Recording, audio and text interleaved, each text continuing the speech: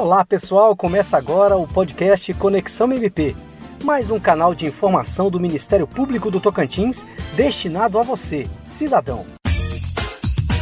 Conexão MP, o programa de rádio do Ministério Público do Tocantins. Estamos no ar com o seu Conexão MP, podcast produzido pelo Ministério Público do Tocantins para falar ao cidadão sobre temas do direito que têm grande impacto em suas vidas. No programa de hoje, vamos falar sobre um novo instituto, que é o Acordo de Não Persecução Penal, que passou a vigorar em janeiro de 2020 e faz parte do pacote anticrime. Essa alteração legislativa permitiu ao Ministério Público propor ao investigado por cometer um crime a alternativa do não ajuizamento do processo na Justiça.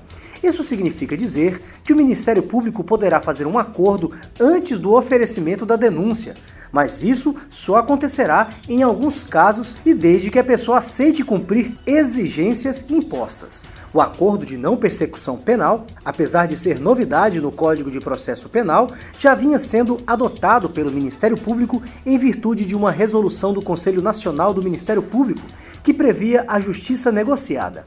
Para falar mais sobre esse novo instituto, os tipos de casos em que pode ser aplicado e quais as imposições ao agente, o programa Conexão MP conversa com as promotoras de justiça Luma Gomides e Isabelle Rocha Valença Figueiredo e com o promotor de justiça Caleb de Mello.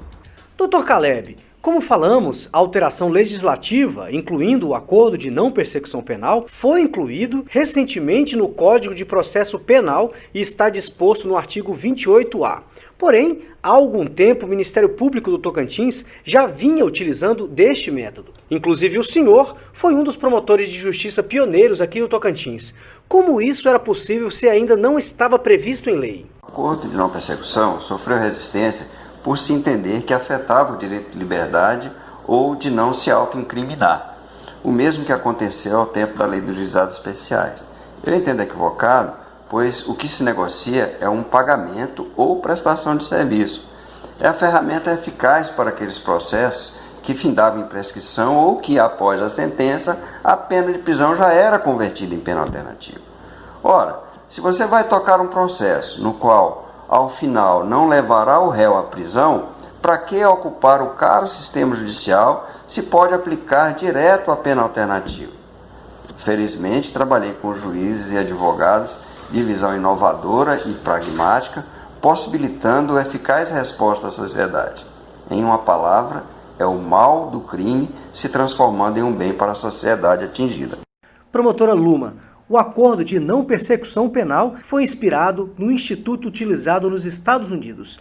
Quais os requisitos para a aplicação? O artigo 28A do Código de Processo Penal prevê que é cabível o acordo de não persecução, primeiro, quando não for caso de arquivamento. Além disso, a pena mínima prevista para o crime tem que ser inferior a 4 anos, como é o caso, por exemplo, do estelionato, o artigo 171 do Código Penal, e da condução de veículo estando alcoolizado, artigo 306 do Código de Trânsito. Não pode ser praticado com violência ou grave ameaça. O investigado não pode ser reincidente ou criminoso habitual. Não pode ter sido beneficiado nos últimos 5 anos em outro acordo de não persecução penal, transação penal ou suspensão condicional do processo. E, por fim, não é cabível o acordo em crimes de violência doméstica e familiar contra a mulher.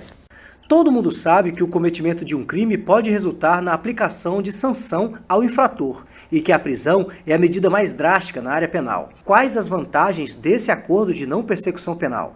Não seria também um incentivo para um criminoso continuar cometendo crime, doutora Isabelle Rocha, já que após o cumprimento do acordo, o indivíduo fica livre dos maus antecedentes e reincidência?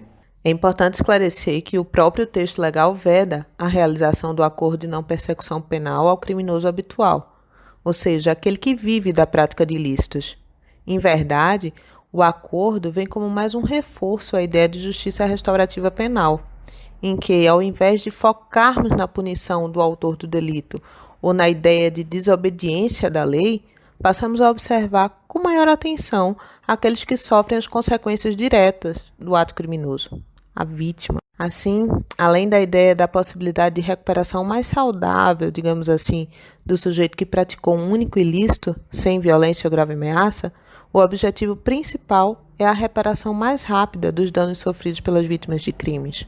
A Lei 9.099 de 1995 prevê a suspensão condicional do processo para delito de menor gravidade e transação penal para os crimes de menor potencial ofensivo e a delação premiada para alguns crimes graves. Quais seria, então, a finalidade do acordo de não persecução penal, já que existiam essas possibilidades negociais na área penal? Doutora Luma Gomides, poderia nos explicar?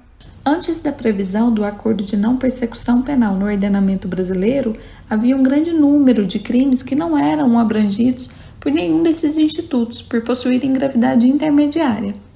É o caso, por exemplo, do crime de falsificação de documento público, previsto no artigo 297 do Código Penal, com pena de 2 a 6 anos de reclusão.